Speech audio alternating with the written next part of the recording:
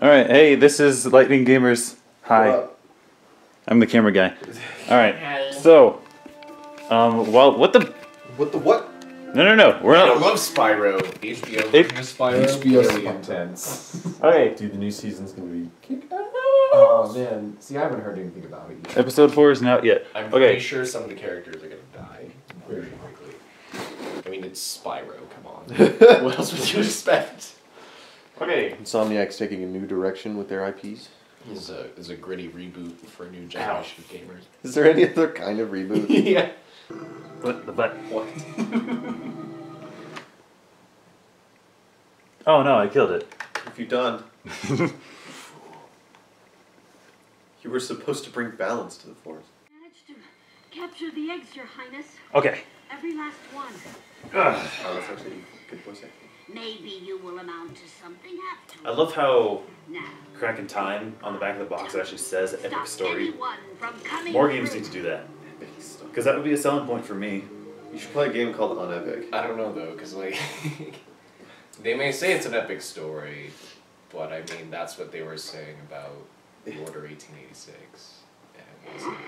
It could have been, but it wasn't. Okay. PS1 cutscenes. Skip. Oh, dude, PS1 cutscenes are so good. FMV, man. Alright, well, what are we going to talk about? FMV. What do you mean, what are we going to talk about? Good Talk about point. the fact that you didn't get PT before Oh, it yeah. got taken off the PSN. Dude, I haven't, but I can't even play it, because I've seen videos, I'm not going to do it. That's all we're ever gonna see now, because thanks Konami. So much. I mean, I have it. Did you hear that they, like PS4s do you are have going on eBay for thousands of dollars because they have PT on them? Really? Huh. Yeah. Well, like, okay. Interesting. Do you have PT on your PS4? Yes, I do. Okay. And if you delete it, You can't get it back you from can your though. library. You can though. Can you? If you've downloaded it once before. Because like that's what they were saying. Like if you just got it to your library, you wouldn't be able to get it. You'd have to have it on your PS4 for it to work. Okay. Yeah. By the way, 1, 2, 3. 1, 2, 3. Alright. What? Have you ever done Let's Plays before? Have I? I don't know. Look at the size of that fairy right now. Over there. The one that we're not paying attention to The right one now? that we're not. Oh gosh, it's so big. Hello. You look like a friendly fella. What? Alright. Wow. I've played this game so much. Dude, I played Second this game nature to me. death with the skateboarding. Hi. Here's the basic controls. I know how to play. Alright. Ooh, plot. Never mind. Okay, so basically... Oh, money bag. Yeah. Bianca. Okay, so... shoot. There needs to be tissues Are you gonna cry? so I can blow my nose. No! Command- Don't tell me what to do. Command blow your nose. Siri, blow my nose. And then Yeah, she pulled a command dynamite. blow your nose. Oh, this is what's this guy's name? Hunter? Hunter. By the way, I really like Yo. playing as him in Spyro: A Hero's Tale. Oh, because he's like a ranger, bowman. Yep.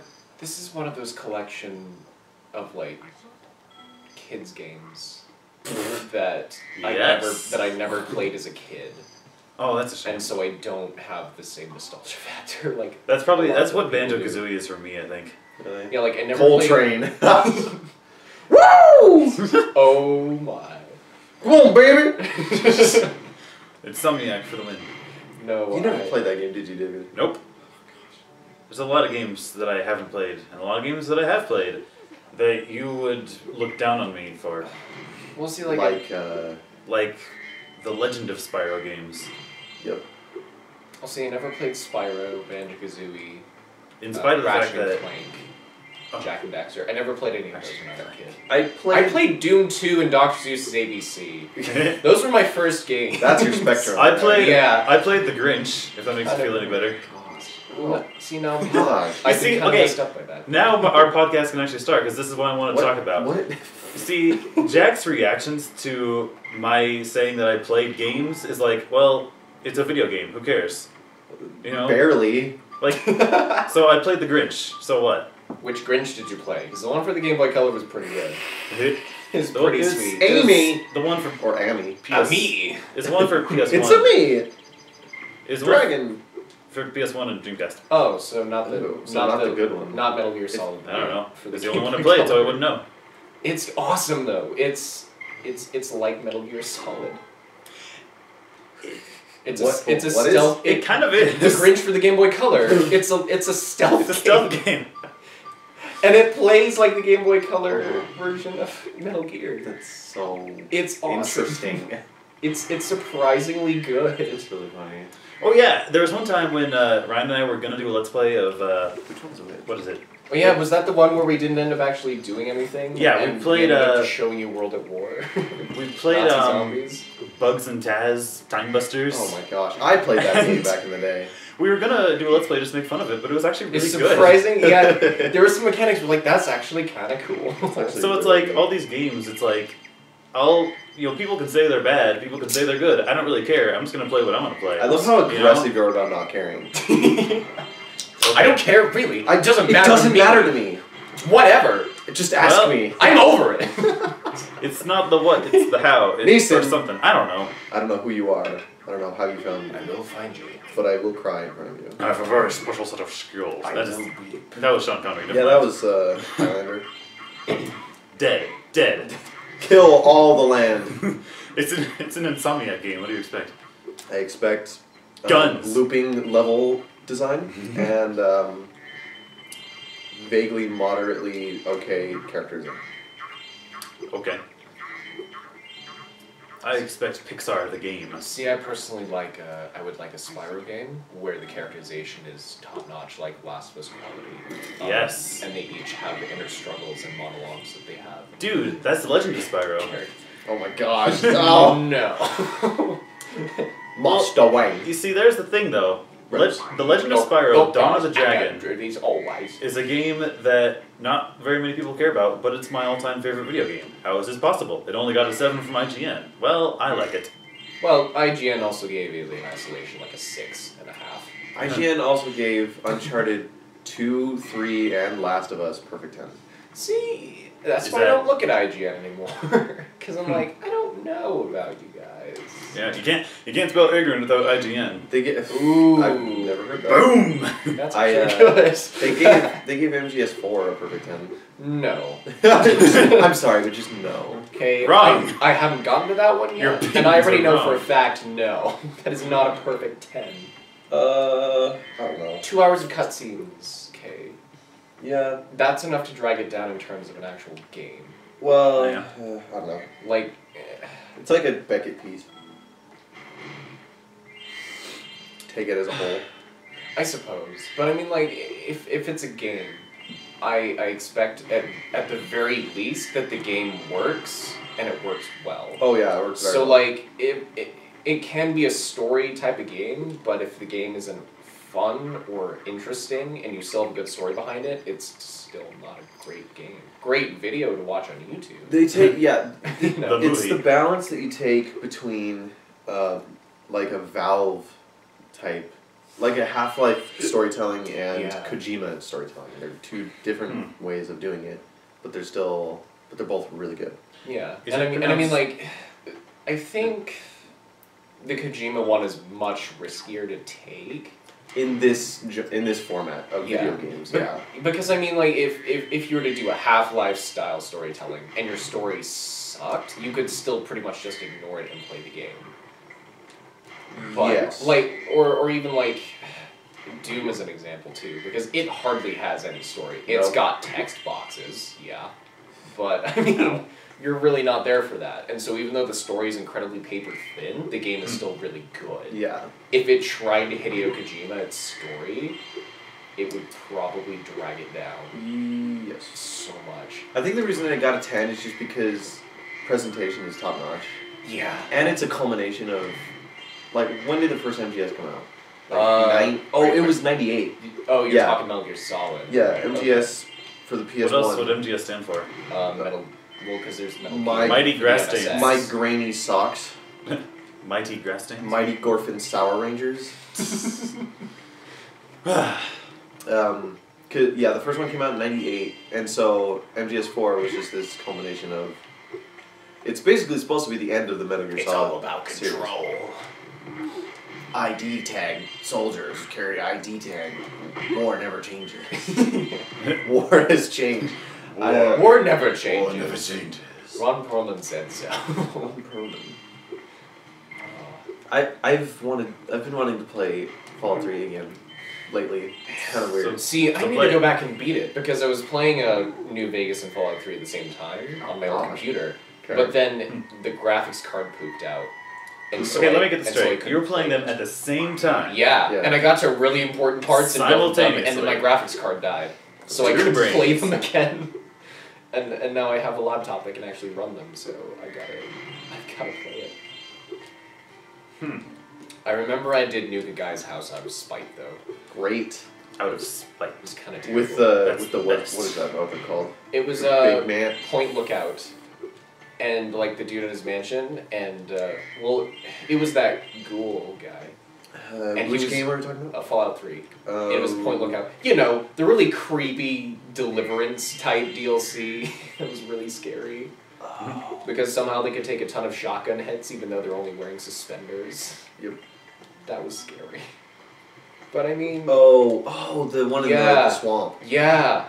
Those guys are ridiculously hard. It for was some freaking... reason. I didn't understand why.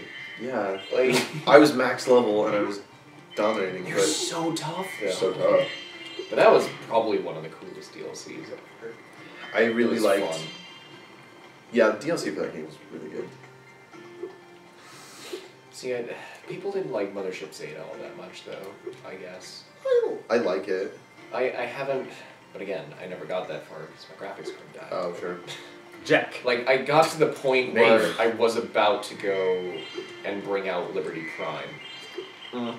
And I couldn't play. Which is the end of the game. Yeah, so it was really close. And then in New Vegas, I was at the part where I can choose what to do with House. I don't think I've ever beaten Fallout New Vegas. I kind of... Because I got there, but I didn't beat it. It's weird because I liked New Vegas's environment more than I thought I was going to. Oh, yeah? Like, with how barren it is, because it's the western United Mojave. States. Yeah. But it's really cool, even with how empty it pretty much seems. Yeah. Like, it still feels really awesome in a different kind of way than Fallout 3 is. Like, Fallout 3 is sort of like a dead world, and you're looking around and seeing, oh, this is where this place could have been, or this is what happened there. But in New Vegas, it's more like, it's just empty. It's you in the wilderness. And it's kind of fun that way. Mm-hmm. There was even a Mormon temple center that I found. It was Dead chicken. interesting. Oh, yeah. I remember that. Speaking of Mormon temple centers, Okay. no, I found out there was this book. There was a Doom book, and it's the second of 4 books. And apparently, what happens is Doom guy and this chick, like after they kill all the monsters on the space station, they're going insane because of the isolation up there. Sure. So they build a rocket ship to go down to Earth, where a bunch of Mormons are holding out against demons from hell. Great. It's awesome. Awesome. It's so ridiculous. I'm on board. I want to read that now because it's interesting. Oh, he's a lion. I get it. He's a lion? Yeah. He looks like a bear. He looks like a bear. Mm-hmm. But he's supposed to be a lion in Roman because he's Mayor Leo. Oh. I thought it was Greek. Oh. Oh, whatever. What did I say? Roman? Yep. Greek. Sure. Doesn't matter. Which one won out at the end? Romans. Go. Done. Go to the skateboard, which is right here, I think. Yeah, that's right. I know what I'm doing. Is I know this- you know. Is this Spyro Pro Skater 2? Oh my god. Oh yeah. 2. Yeah, 2. Because let's be honest, 2 was the one that everybody played and everybody remembers. I played Spyro Pro Skater 4 to death. Those okay. Pro Skater 4 is weird. Is it Like, I have to point something out. These portals used to terrify me as a kid. terrifying? really? Yes, because when you get close to them, the music stops for one thing, Oh yeah. and like when you walk through them, it's just a void. Anyway, Mhm. I thought that was scary. Okay, Catch I the lizard. lost my objective. Okay, Boom. Oh gosh, the number of hours I've spent on this game, this mini game. oh yeah. Gosh dang, it's so good. Hey Jack, what's your favorite genre of game? Oh, Good. yeah, Game? yeah. Exactly. I don't Done. have a favorite genre. Yeah, I don't really have a favorite genre. Like, that's kind of Like, a weird question. Do you It's like Madden games? Like sports games? Yeah. Not particularly. Like, it depends on what mood you're kind of in, though, too. Yeah. Of course. I'll never say that there's a blanket favorite genre. There is for me. Because, like, one of my favorite games, Shadow of the Colossus, is what? Yeah, what would you call that? Adventure. Boss rush the game. Yeah, boss fight the game. It's an adventure game. But also, one of my other favorite games is Modern Warfare 2. That's an FPS. Yeah. I really like... What's a really... Oh, Silent Hill, which is horror. I'm trying to make my way through Silent Hill right now. It's difficult. It's difficult, yeah. Which Because one? It's very... I bought like the first 2 and one? 3. I don't have the first one because it's kind of expensive to buy just as a PS1 disc. Oh, And so I'm kind yeah. of like, maybe I'll just emulate this one because I don't even know how much I like Silent Hill 1. I really like Silent Hill. I like... 2 is kind of cool. I just have to figure it out. 2, I hear, is the quintessential horror game. Interesting. It's just, like, perfect in every way. See, I don't know. Like, that's something I'd say about Five Nights at Freddy's. Because... Well, and here's my That's thing a with no, that. ladies and gentlemen. Here's my thing with that. Like, disregarding story that's really convoluted, and Sure. disregarding the fact that it's at this point pretty much YouTube, Yeah. YouTube fodder. YouTube the game. It's Okay, mechanics wise, it's really simple. it's really effective. It uses jump scares with context, Yeah. and that's why I love it so much. It's... You know. What am I even trying to say? It thrives on extremely well-designed gameplay in the genre that it is, because it's really effective at being a horror game for the gameplay mechanics that it has. Right. Because you're in control the entire time, but there's always a feeling But you that feel like you're not, yeah. Yeah. See, like, and that's what's really cool. Is it's not a deep horror game by any stretch of the imagination, but it's very boiled down. It takes advantage And it of works. it takes advantage of what horror games lend themselves best to, is gameplay, because that's what makes horror video games put any other horror entertainment medium to shame, because of that sense of control. Right. Like, I don't think I'll ever get into horror movies, but I like the idea of horror games because you can actually do something and not make all the stupid choices that characters make. Mm-hmm. Horror games are really good. I think horror games are the reason video games are Exist? successful. Yeah. Interesting. That particular genre. Like horror games, I think they're really good and well done if they because the one thing that'll kill a horror game, and this is with every horror game, like there's no exception to this, it's just time. What's Because the interesting? more you play it, you get used to it. Yes. So like playing Alien Isolation, you know, it's scary for the first couple hours, and it's really good. But then it stops being really scary just because of how much time you spend with it, but it's still really challenging. And so the horror still gets replaced with a sense of accomplishment when you're able to outsmart the monster. So like if you can come up with an alternative to your horror once the horror runs out. What I think is interesting about the whole genre of horror games is like a lot of games try to get audiences to react, whether emotionally or whatever, like with a narratively driven game or whatever. But few games make people react more than horror games at all. Yes. So I mean, because- horror games are like their reactions to the game. That's what gave birth to like the Let's Play boom with PewDiePie Oh, yeah. and Mark. Oh yeah. True. Because I've started up PT twice now and I just can't do it. It's Too scary. You really have to push yourself to play You though. just have to. It's a grind, and it's. You're like, I don't want to, just because it's. I have to convince myself that it's not real. Yeah. Yeah, did you? Dude, I had to do that for so long with Sonic.exe. Have you Oh, seen gosh. the? Have you, Ugh. okay, funny story about Sonic EXE. Once Yeah. we're done with this Ooh. string conversation, but have you seen the picture where they took the screenshot of the lady in the hallway from PT, and yeah. and they turned up the brightness and changed the saturation of it? It looks like an actual photograph. Really? Like it's Huh. spooky. Cool. Spooky. It's really cool. Scary. But yeah, Sonic.exe, we were gonna record with my friend Gates. Yeah. And I didn't tell him it was Sonic.exe. I told him it was Sonic CD. And so, once things started going wrong, he was very confused and afraid. Dude, I love video game creepypastas. They're the best. I have a love. There's a couple that I really like, but a lot of them now I'm just like, oh man. Because I Oh, whoa. And then this old man gave me this cartridge. Yeah. Black, and it said Zelda, but the E was backwards. At a lowercase. I thought it was weird, but I put it in it. It's shocking how many are just like that. Yeah. Yep. The most fun ones for me are games that I've played. Yeah. So you know exactly what all the menus Yeah, and stuff look like. yeah. That's why I liked. We were Ben Drown playing- was interesting. It was fun to read out loud to people. Like I read it out loud to a group of my friends at one time. We were playing Smash Bros. And Dr. Mario ripped Marth's head off, and then when we went back to the menu, Marth wasn't Yeah, there. so something like that will happen, and the person will go, "That was Huh. kind of weird," but I decided to keep playing. It's like, what do you mean? Yeah, I thought that was kind of weird. Ah. See, like I loved the Lavender Town one. Oh, Because that wasn't just, it was a weird cartridge. It was like, yeah, there was a group of these when it first came out, and it was affecting a lot of people. I love, like, everything that surrounds Lavender Town, I love. Yeah, like, that was a cool one. What is... would you mind telling that story? So... Story time? Okay, so, and I'm probably going to botch Mhm. certain details of this story, because it's been a while.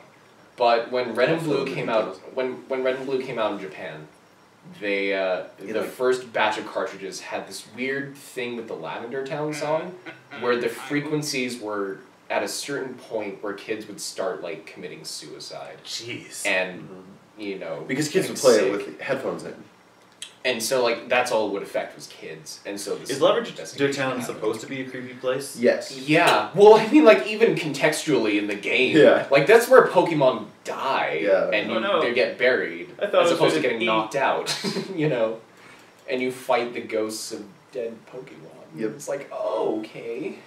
Um, I'm going to play as a kangaroo, ladies and the gentlemen. original, yeah, I sometimes, to just do homework and study, I bring up the YouTube video of the original Japanese Lavender Town music, just because I like it so much. It's a really cool track. Like, unsettling. Yeah. See, I've never So heard it good. before, but I feel like I can never listen to it now because I'm going to die. It's cool. Like, how do you describe it? Like, the notes don't feel like they should sync up with each other so much because they're slightly off. Koji Kondo, probably. Yeah, did Koji Kondo do music? Did he? I don't know, I just know he did Nintendo music. Yeah. He did That's all I know. Mario and Zelda, I know that. We need, like, Link to the Past for the win. we need, You guys have phones, right? Yeah. well, I mean, if you need to look something up, we really need the internet in front of us in some way. that's what I'm saying. But the Lavender Town music is really well done because, like, from the second it starts, you know what it's supposed to accomplish. It's really good at what it does. Interesting. Like, Pokemon soundtrack in general was really good at that. Oh god. Like, my So- ringtone is Pallet Town. So, I grew up with Sonic games, of course. I don't know who that is. I'm going to go check. Okay. Do we get a Play for you. fourth guest? Yeah, play. Surprise guest, Grant Kirkhope. Oh, man. Grant Kirkhope Oh gosh, what? comes in with, like, a cape and one of those. Oh gosh. Yes, it's me, Grant Kirkhope. It's me. It's me, Grant It's gonna be Kirkhope. Michael. What are you doing? Hello, Oh, what the? I'm Grant Kirkhope, played by Michael Caine. I'm Michael Caine. I'll be playing the part of Grant some- Kirkhope, Grant. composer for Rare. Rareware. I did the music for Banjo Kazooie And the Dark Knight. in Dark Knight. Grant Kirkhope, Dark Knight music. Oh gosh, Grant Kirkhope is like on the level of Martin O'Donnell and Koji Kondo up there for me. It's like I'm trying to think of who I've got a lot of Hans Zimmer just because it's really hard to not have Hans Zimmer. Hans Zimmer is kind of ridiculous. When I saw Interstellar, Okay. I thought this music's really good, and And then like, of course. turned out to be. Oh, jeez. I mean, Modern Warfare 2, Hans Zimmer. That was him? Yeah. Oh my gosh, that's funny Modern Warfare because 2 I is actually Hans like Zimmer that music. and who else? It was actually him and the guy that did the music for Assassin's Creed 3 and 4. Ooh. Actually not 4, just he did it for So, 3 and... Jack, was you looking for That's something what it was. just now, or you had a seizure? Yeah, I was looking for an internet-enabled device that I could just look things up on. Hans Zimmer did the music You for... has a phone? We should use your Wii U. He did the music for Megamind. Okay. Also. Really? Yeah. Megamind. He Okay. did. He's done a ton of stuff. Yeah, he I love has. a lot of his music. And he's done Pirates. Did you say that? Yeah. Oh yeah, he's done Pirates. I forgot about I gotta plug in my Wii U. Right. No, you don't. No, you don't. We just use the What do gamepad. I do? We just use the gamepad. It's fine. Ah! Yeah, but there's no power. The Wii's not plugged Oh. What the? Did you just die? No. What are Okay. you talking about? Shut up, David. You hurt? Dying? What is that? I don't do that in video games. Dying's for fools. Dying is a... What the... Why do you have two disc things? I don't know. I don't care, Bobby. Leave me alone. Bobby the Billy Goat? Oh, you're actually... I'm supposed to kill you. Okay. Yeah. Oh. So I wasn't supposed to kill those other guys. I was supposed to kill everything else. Yeah. Doing like a Liu Kang bicycle kick. Luke. Okay, give me Speaking of which, Mortal Kombat X. Speaking of which, yeah. It's so fun. Sonya. I've studied all your moves, Sonya. Why is Michael Caine all of our British I don't know. Australian characters? Oh yeah, that was supposed to be Australian. Hello. Jenny. I'm Michael. Jenny's a nerdy My- girl. She's cute. My Australian character is the sniper from TF2. Hello, I'm Michael Caine, and I'll be playing the role of Kano from Mortal Kombat. I've never played a Mortal Kombat. I've played the one with Kratos. Play 9 and X. Which one is the one with Kratos? I don't know. I don't remember. That would be 9. I have that one. It's really good. Kratos is the only character I played as because he's the only one I was familiar with. Scorpion. I- And Sub-Zero. Whenever I play a fighting game, I always pick the characters for the dumbest reasons. Get over I just pick characters that I'm either familiar with or I think look cool. Well, You I know- mean...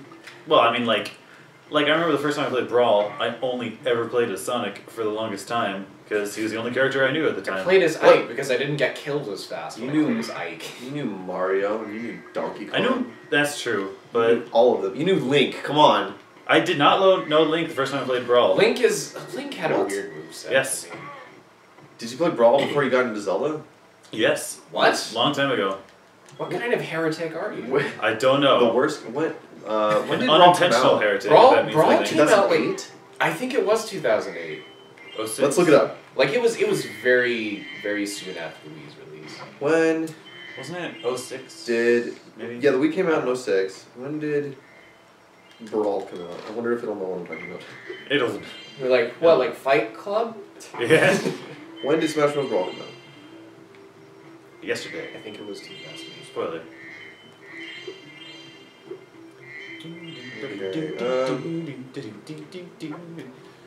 Eh. Wait, what? Oh, for What Wii is- U. oh. Hold on. Oh, I was right, 2008. Man, I'm good. Yeah, when did I... My first Zelda game was Twilight Princess, because Adam introduced me to it. Twilight Princess came out in 06 with the Wii. It I was like like to the past because it was so fun. What was my first Nice. Zelda game? So good. Wasn't it Wind Waker? My first Zelda game that I actually like could call mine and that I played was Wind Waker. But I played Ocarina of Time before that, Oh, nice. and Majora's Mask. I tried getting into Ocarina of Time, and I couldn't. Really. Oh, that's a shame. I'm one of those people that's not a huge fan of Zelda That's also a shame. for a but- couple of I can reasons. see that. That's Like okay. just because I think, and I was talking with my friend about this, but the combat aspect is really underserved. Underserved. And Well- for a game that's supposed to be more like it started out with really open routes. More than anything, I would It's say linear. I would say Zelda is an adventure game. I mean, the action kind of comes second. The action is just to make it interesting, I think. But more than anything, Except it's that it adventure. doesn't, and that's my problem with Right. it. Like, I tell you what, though, Adam, the one that introduced me to Twilight Princess, I am sure that if the fight system was like Devil May Cry or God of War, that kind of action thing, that's what I was thinking. he would- Like, that'd well, be the so thing is, awesome. though, I know he at least would hate it because he likes it to be slowed down. You know, it's like I don't know. Zelda is just a slower game. Yeah. Like, and I That's mean, just it the kind of game it that it can be a is. slower game, but I feel like I'll put it this way: Dark Souls is pretty much If you want like combat in a Zelda game, that's why they made Hyrule Warriors. that's why they have Dark Souls, because it's pretty much like if you took Ocarina of Time, made it with the openness. Grizzly reboot. Yeah, like make it with the openness of Symphony of the Night or the first Zelda game, and gave it good combat. You get Dark Souls. Yeah, that's actually a really good analogy. Original Zelda is basically Dark Souls.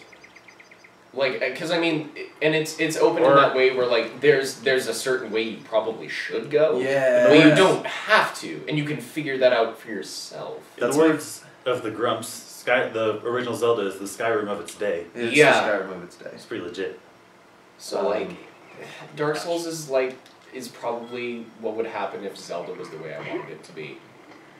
And so that's why I That's- have that. That's why I think you would like Dark Souls 2, even though you haven't played it I'm yet. sure I would. You have a PS4, you should give Bloodborne. If I ever don't, it! if I ever don't like a game, it's because I either haven't played it or it's a genre that I don't care about. Dark Souls is Zelda. What together. genres do you not care about? Sports, I barely consider that a genre. maybe That's such a weird racing. one too, though, because I mean that's Even something though you I can like actually Sonic go games. do in real life, Yeah. basically. So So why would I By the way, I figured out what a Sonic game is. define it for me? It This is is actually really momentous. rail platformer. it is a platformer engineered toward going It's fast. a platformer on rails. So essentially, like the old classic ones, Ugh. and the Sonic and Shadow levels in Sonic Adventure 2, and Sonic Colors and Generations, those are like quintessential Sonic games. Yeah, the Sonic and And Shadow the levels. daytime stages in Sonic Unleashed. Yeah, and so when a Sonic game doesn't do that, I think why? Well, it doesn't make it a bad game, I don't think. It just makes It it, just makes it a confused, Weird. not a there's plenty Sonic of game. there's plenty of Yeah. other reasons Sonic games are bad. Yeah, we know what you're gonna say. Anyway, It's just design choices. For instance, it's whenever they try to innovate, I feel like. Yeah. And they don't need to. They just need to go back to although what what made them good. I always think it's funny when you have a reviewer who likes God of War, but doesn't like the combat system of the Warhog for what it is. the same. Because you keep thinking they're the same, but they're They're- not. Because From that's a like design because aspect, they're incredibly similar. On paper, they're Ouch. similar. well because I mean did Okay, Did if you the guys frame rate ever was play- better, it would be God of War. No, did you guys ever play what was that Spider-Man game? The one where there were like the 4 different kinds of Spider-Man. Shattered Dimensions. Dude, Yeah, I, Shattered I Dimensions. love that one. That one's awesome. Okay, the noir Spider-Man, basically like a crappier version Of Batman. of Arkham Asylum. really? And that's why, and that's why it doesn't hold up, because there is a better version of that combat system, and it's called Arkham Asylum. Well, the funny thing is, like, even though it might not be what most people want out of their Spider-Man game, I mean, for me personally, I just love character action games because that's what it is. I just like it. That's just me. I see, like, I've got a hard time with those. Just So it's because, really like, what makes for a bad game? You know, is it genre? I mean, obviously, genres make games bad. no skill It required. makes games appeal to particular audiences. What makes a bad game is there are just like certain rules that Yeah, there's certain cardinal sins yeah. that you can't do. Yeah, that's a good way to put it. What there are- aren't really cardinal rules. What are but the there 7 cardinal deadly sins. sins Like, of okay. game design? Wolfenstein Old Blood came out a little bit ago. I played it, and it was like Wolfenstein New Order, but it had really crappy design choices in there. Like infinitely spawning enemies at certain points, which is something you never ever do. Enemies that respawn always bugs me. That is It's like, I want to have frustrating. them be gone. Yeah. Like in A Croc. really basic. What's a really basic gaming sin? Lives in a narratively driven game. Lives. Yes, lives in a narratively driven game. Being able to lose your lives in a hub world. Oh, yeah. I feel like a lack of efficiency is one too. Efficiency. So like if like Dark Souls has shortcuts, so you don't have to Yeah. necessarily backtrack all the way, and eventually you I- can travel between bonfires. That If is a they really just good- didn't have those shortcuts or that traveling, like it would make the game so much more obtuse. Shortcuts. So I feel like if there's a shorter way that can be taken and you don't take it when you design a game, that can really bring it down. Shortcuts in a platformer are always really nice because, like, the very first video game I've ever played was Toy Story 2 on the Dreamcast, and that one is actually a really good game because, like, when you go past a certain thing, it's like knock down a book or whatever, because he's a toy, he climbs on books. And then if you fall off, you don't have to do the whole thing, you just go from where you knocked down that thing. Well, that's why it's called Toy Story. Assassin's Creed and Spoiler alert. Assassin's Creed and Uncharted do that. Which is When does Uncharted do that? shoot, let's think of an example. Oh, Uncharted 2, there's one scene. God, when does Uncharted 2 do that? Remember that scene when, like, after Nate and Chloe found Elena and Jeff, Mm-hmm. and then they went into that room or whatever, and they used the dagger as a key, and then, I don't know, there's one part when, Oh yeah, you the thing knock something falls. down. Yeah, and then you can just climb on that again. that type of thing is always good. But things that are awful. Shoot, let's. To be honest though, shortcut, the whole idea about shortcut is that so that you save time, but if a game is good, wouldn't you want to spend more time? No. don't No, know. even if a game is good, Alien it needs- Isolation. it needs to get to the point. Alright, fair enough. Because here's the thing, that game lasted so long, and by like 2 hours to the end, I was just like, okay, Is it why is this better- not wrapping up yet? Is it better for a game to be don't too want long or too short? Too short. I would say so. Because I feel Too like short, yeah. because if it's too short, like okay, Republic Commando was too short. Force Unleashed 2, Oh god. holy Freaking- cow, that one was really short. Into the Nexus, I think is appropriate, so I don't think it's too short. See, like It's appropriate for the price. Republic Commando was only 8 hours long, and there were only about 4 levels. The levels were long, but there were only 4 levels. But it was short enough, and it made you want to go, I wish there was more of this because the game was so good. As opposed to a good game like Alien Isolation, it's like, this game is really good, but it's overstaying its welcome. And I'm getting kind of sick of it.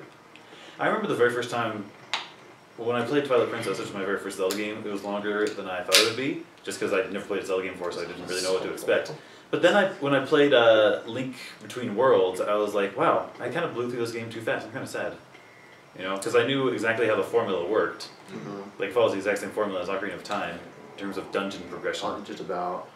Well, So, anyway. yeah, the Ocarina of Time and Ocarina of Time and what game were we just talking about? Link Between Worlds are similar layout-wise because they tell you like there's X number of things to collect, and once you collect those, you'll be like at the end stage. I feel like Right. that's most Zelda games now, though. Twilight Princess kind of gets away with it by saying, what is it? The first thing you release the spirits first of all the areas. And then you have to collect Right. the pieces of shadow, or The Tears of Light, I think. no, they're like the pieces of Oh. the dark pieces those, and then you collect those. Ow. And even then, there's like an end part. Oh, well there's So- another gaming cardinal sin, though. What? Pulling a Samus Aran and taking away all your powers for certain levels. You can do that once, but when you do it more than once, I like it. that gets really annoying. I like it in I God feel of like- War 2 when they do it in the beginning. Well, because I mean, here's the thing. Of course, they kind of have to do that. Like, just if because you're starting out a game, God. fine. If you're doing it as part of a narrative thing, like to kind of give a contrast Yeah, between there's- you being overpowered and that's helpless, great. that's awesome. But when you do it more than that, it Ow. gets why. You either have to have a really good reason, or It's very. it's hard to frustrating. motivate it. Like Wolfenstein Old Blood did that. Like at certain points, you would just lose all your weapons for no reason. You're like, why would you take those away from me? I'm just gonna grab them all again later. Anti-boss Yeah. mountains can be effective, but they overstay their welcome really fast. Yeah. Again, like only for narrative purposes or for the beginning of game for narrative purposes. What game does that? I think Silent Hill does that. At one point. See, like in there, it would make more sense, just because that's a horror game, and that's a really good way to take away your empowerment, what little empowerment you have, is just Right. taking away all your stuff. Oh, Silent Hill Downpour does it. Like you near the end of the game, you go through this like prison checkout, and you have to put all your stuff in a thing. Chrono Trigger does that. Chrono Trigger does that. Once. Oh yeah, it does that when you get captured in the. You have to find it. Yeah, I know what you're talking about. Yeah, and you do that. It does it once, Mm-hmm. but then like, if it just certain points, oh, you're going through a checkpoint. You gotta take away all your weapons now. You know. I mean, I do think it's personally. I definitely think it makes the story more interesting because instead of just kill more things over and over and over and over and over, and then something actually happens to the character. You know, I mean, it's like David, you don't understand. I like murder. I do like too, to kill but- things. but it's like Oh. I just think it makes for a more interesting character when it's like take away his sword, and now he actually has to use his head for once. As long as it still fits with the gameplay. Right. Like, Hotline Miami did that, and that level sucked. Really badly. Wow.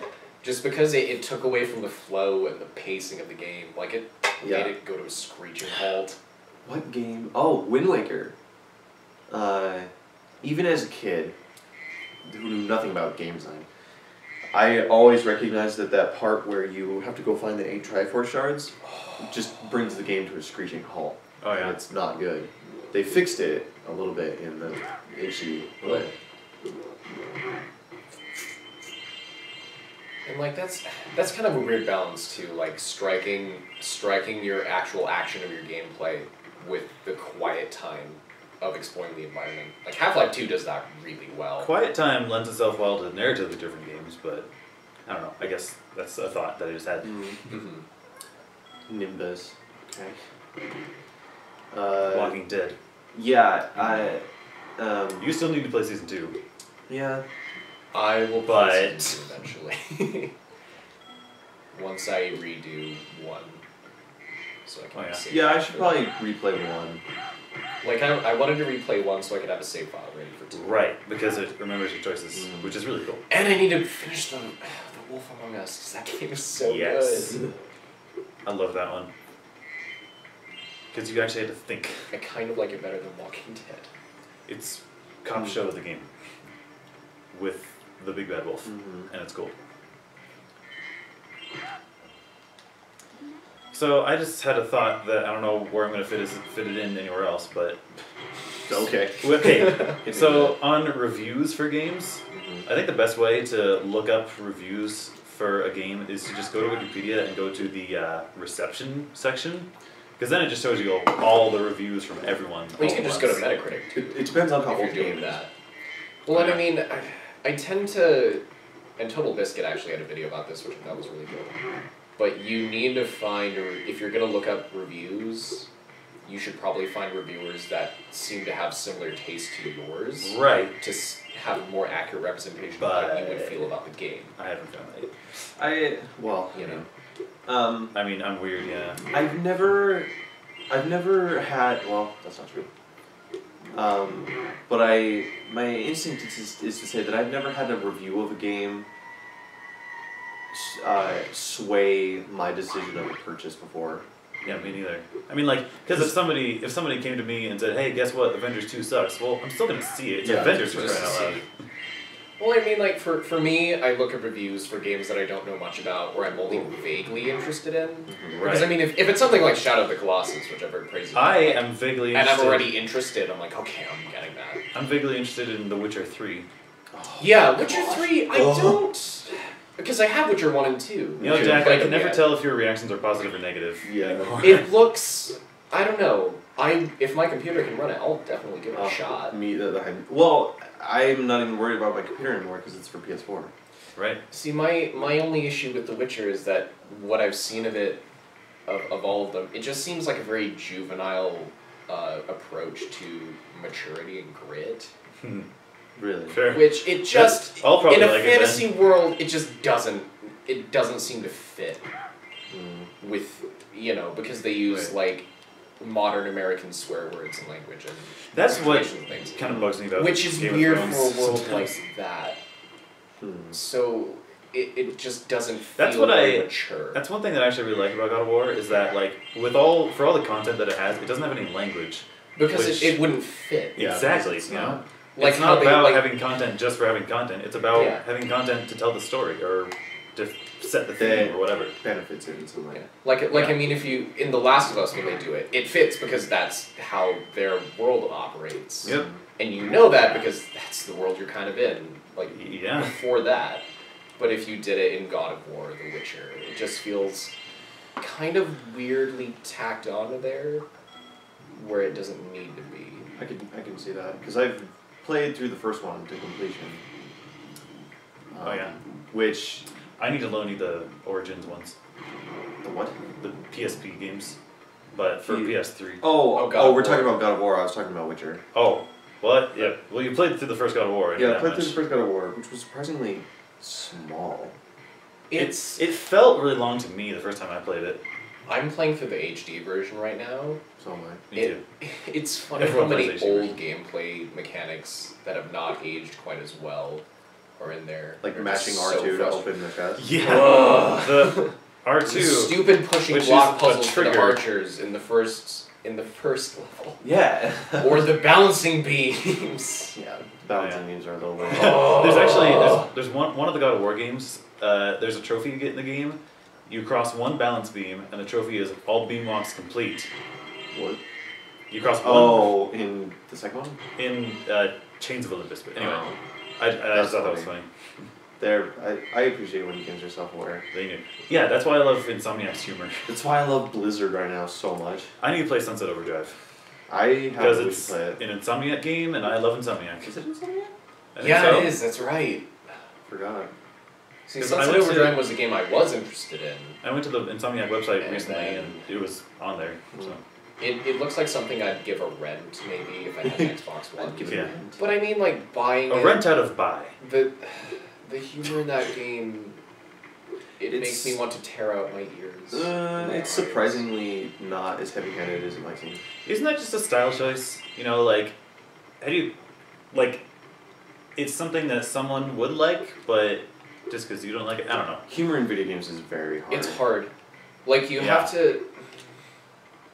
Although I mean, it's kind of similar to film. Like, in for that example, it depends on clever writing and not just being like It's all about writing. I remember one not time, being like scary movie or anything. Like, look, we're doing this thing that this one thing did, so it's funny and it's referential. Please laugh. Referential.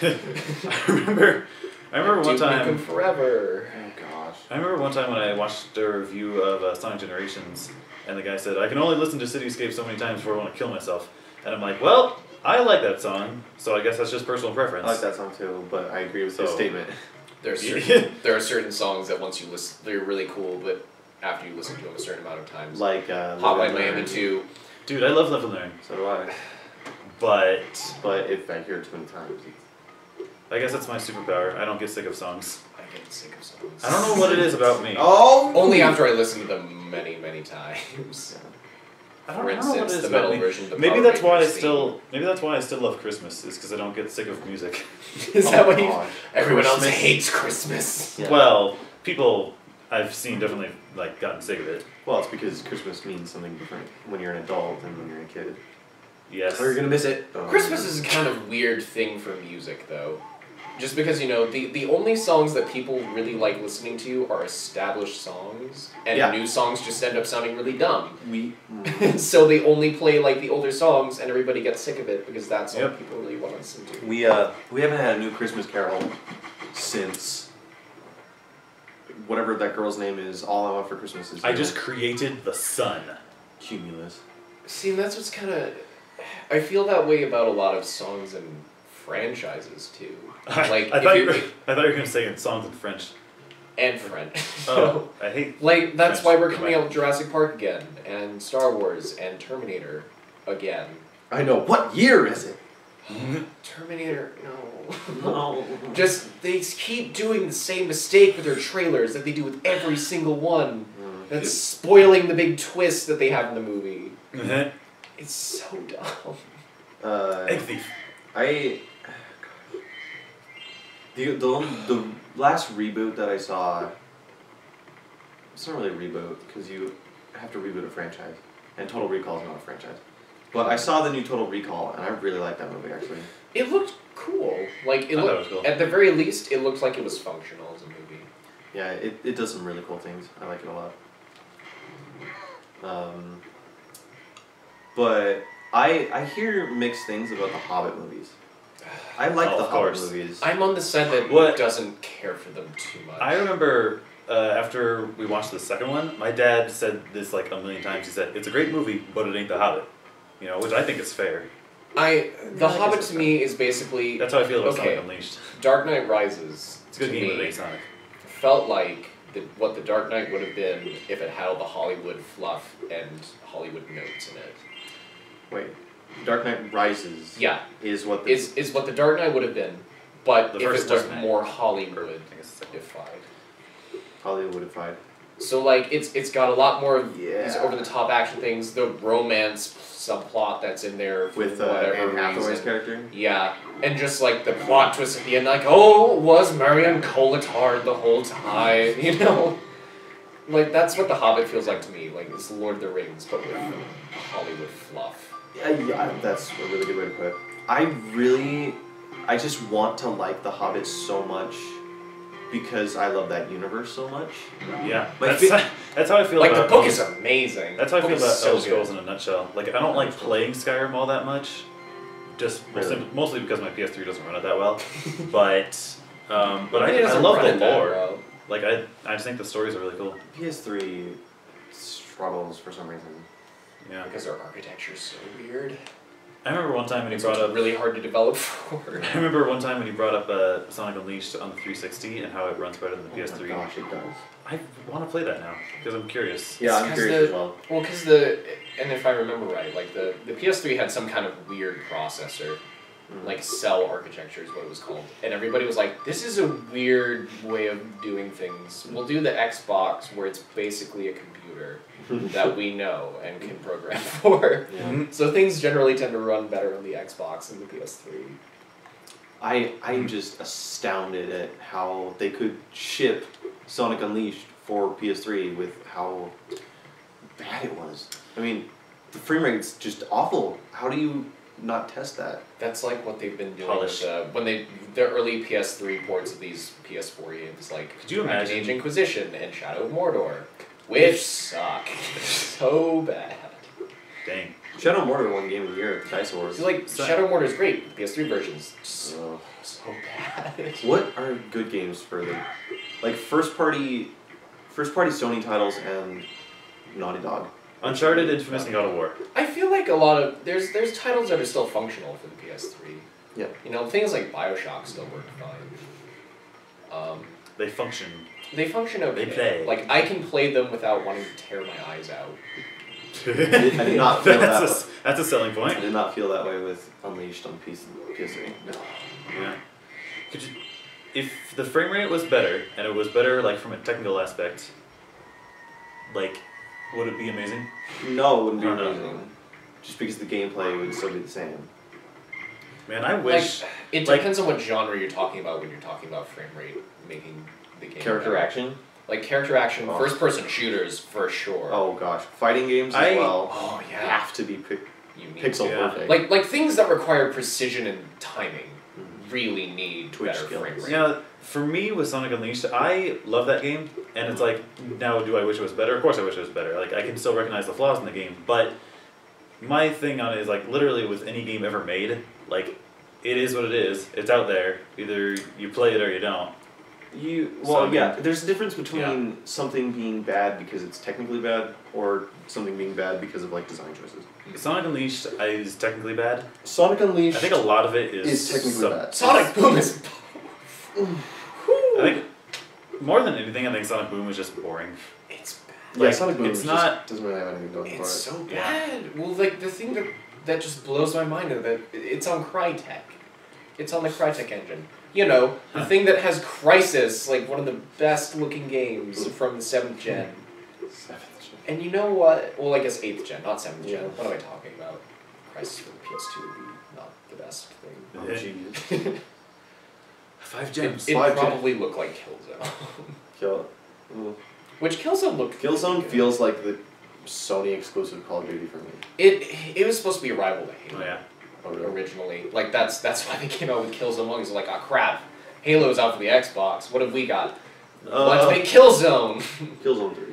I don't know. Killzone is a game that I really want to like in terms of its story, Really? but just it doesn't take advantage of things that I wish it did. I want to like Sonic 06. If they I actually, want to like Sonic 06 as well. if they had finished that game, man, it would have Man. it would have been Sonic Adventure 3. Because from a design Sure. from a design aspect, They it's play Sonic very Adventure 3. similar. I think it's kind of funny. Sonic Adventure 2 is the best Sonic game ever made, Yes, it is. but it's not even like quintessential Sonic.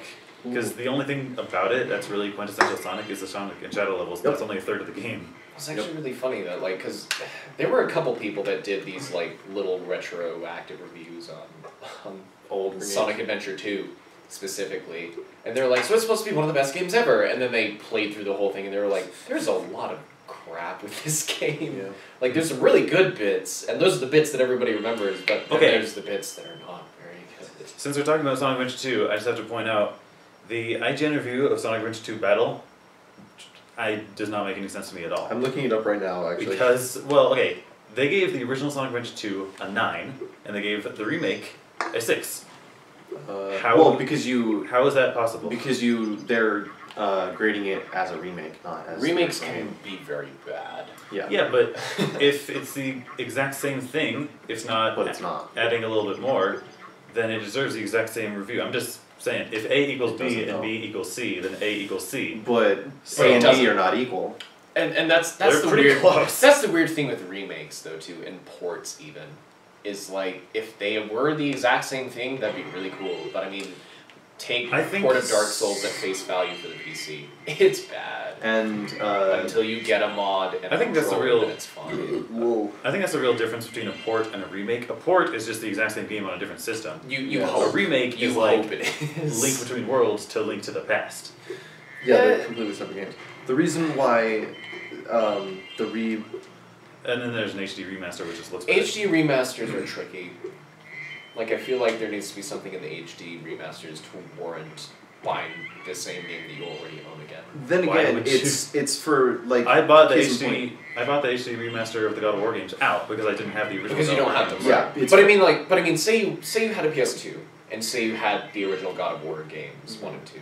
Like, Sure. would that warrant the purchase of the collection for you? No. See, like that's what I mean. Like I got I got the Hitman HD version, the collection of that because I already have them for the PS2, but it also includes the Xbox 360 version of Blood Money, which is, let's be honest, and a little generous here, it's much better than the crappy PS2 version. So I got it, as opposed to not getting the Sands of Time trilogy remastered just because it plays exactly the same and looks exactly the same as the I almost PS2 died. version. So why would I get it? Like, there's got to be some well, kind of you wouldn't. incentive to exactly. Like that's why there's got to be some incentive for HD remasters. Like the game developers would probably ask you why you'd buy it twice. Well, they did The Last of Well, Us again. Yeah, because Because it came with the PS4. How? HD remasters are for. It depends on how old the game is. Like the Ratchet and Clank collection, those are pretty old games. Right. So they want to sell to a new audience. Exactly. And that's, well, here's the thing that makes me kind of angry though, is like, I have one of the first PS3s, and it's the one that can still play PS2 games and PS1 games. And I love that. That's awesome, because then my other collection doesn't go completely obsolete. But then the newer ones, like in order to go and upsell, they're like, oh, we can just re-release these same games again, put them in HD. People have to buy them because they can't run their PS2 discs anymore, but they love these games. Yep. Yeah. And that's really, I don't know, that's kind of scummy to me. The only game that I owned originally that I bought an HD remaster of was Shadow of the Colossus. Because Me too. Shadow of the Colossus, the one issue on it with the PS2 was the frame rate. Exactly. Interesting. When you fix the frame rate, it's a perfect game. It's much better. Like I tried getting Scott Ludwig to play Shadow of the Colossus on my PS2. He couldn't stand it because the frame rate was like 20. Dang. Yeah. But I mean, like, you play the HD version, you're like, okay, it runs better and it looks a little bit crisper, but it mainly runs better. Yeah. So it's when the worth game runs dropping like $30 on. Yeah. And I hear that what's funny is that the HD remake of Ocarina of Time is not as good as the HD remake I of mean the 3DS yes, one? Alright. is not as good as the HD remake of Majora's Mask. I've played neither, but that's what I Well, hear. If Majora's Mask came out more recently, I don't know, maybe they... It's okay, because Learn- Majora's Mask is the better game. Yeah, it is. Is it? Yeah, dude, it's spooky. Spooky. Like, totally, it's the weird child of the Zelda games. It's why it's my favorite Zelda game It's ever. awesome. maybe I that's why I like Sonic Unleashed. Because like it ain't a Sonic game, but it's my kind of game just because it's in your face epic. my Majora's Mask is my go-to example for when you make a game for everyone, you make a game for no one. Mm-hmm. And the next games that I think about is like Modern Warfare 3. Mario? Modern Warfare 3 was disappointing. That was still back when I didn't... Curly from Oklahoma. Modern Warfare 3 for me, it was still back when I didn't hardly know anything about game design and I was easily impressed. I still knew that this game had nothing to offer. Yeah. Okay, so I have to wonder. So when you make a game for everyone, you make a game for no one. What is like? What do I mean? Yeah, like say like You this wanna go game.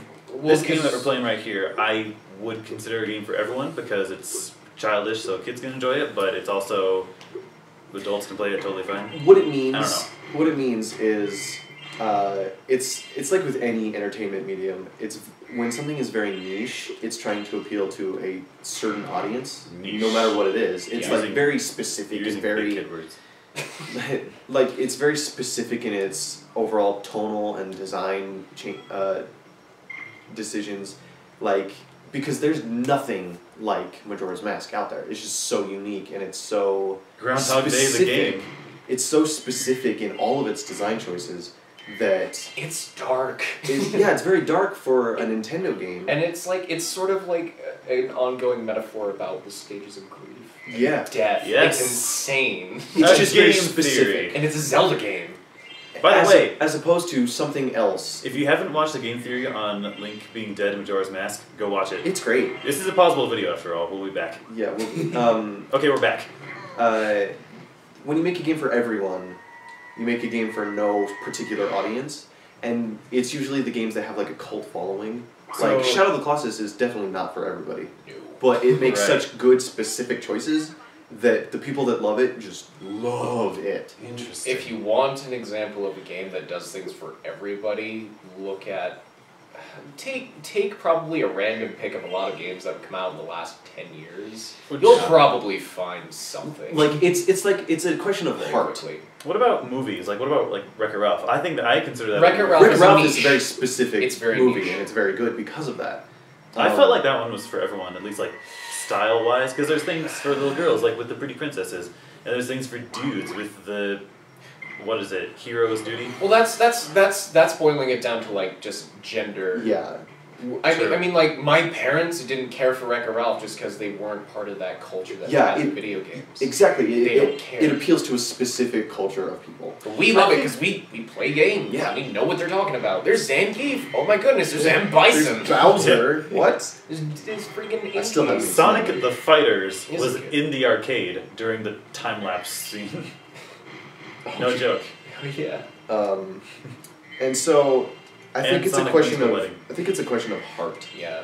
Is Majora's Mask has a lot of heart because it just feels like a lot of attention was put into it, and they made choices that are very unique, For us, as opposed to something like Mario?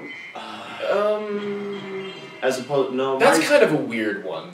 Just because like they're going with the niche, but they've only been making this Mario- game for that niche. Mario feels like, to me, a game for everyone just simply because everybody knows it, but I mean, that's not much of a statement. But I mean like that's going for like the it's for everyone because anyone can pick it up. True. Like if you're going for yeah, it's- accessibility is something different. That's different. Like if it's for everyone, meaning this is the specific audience we want to make go. Oh my goodness, this is so cool. You know, Right. like Doom versus Rage, because Doom is a collection of like the music of heavy metal at the time and Dungeons and Dragons designs at the time and just the things that these guys love. It's like 20 guys. So, would Skyrim fall under a game that's for everyone and no one? Not quite. It's definitely not made for everyone. No. Because It feels- it's definitely it making feels that very way. specific things. Bethesda has this universe that they really enjoy fleshing out, and so they indulge in that. Like- but they don't like fall into the traps of including things that make it accessible or Like I feel like that's a big problem now that a lot of games are just going to keep having more and more of. Just because design teams are getting so much bigger with like hundreds of people working on them. And just being corporate too, because Yeah, it's a corporations are corporate focusing on, okay, what's gonna sell? And that's why Rage is like, oh, well, we're going to be like Borderlands and Call of Duty and Doom, sort of, and mix them all together. And so it's really boring and bland. Yeah, boring and bland is a good Or word. Watch Dogs is like a bland, it's just Ubisoft the game. I forgot I own that game. It's a boring game. I think the most boring game I've ever played is probably Sonic Boom. Personally. Yeah, I could see that. And I think there's this shift now that I'm so excited about, is that indie games are off the rail now. That some of my favorite games of all time are indies. Interesting. Indie 2-hour experiences. Like Hotline Land. examples? Like Journey Oh yeah. and Wait. Wasn't that one made by Santa Monica? Santa Monica. Was Yeah. it? Technically, yes, I guess.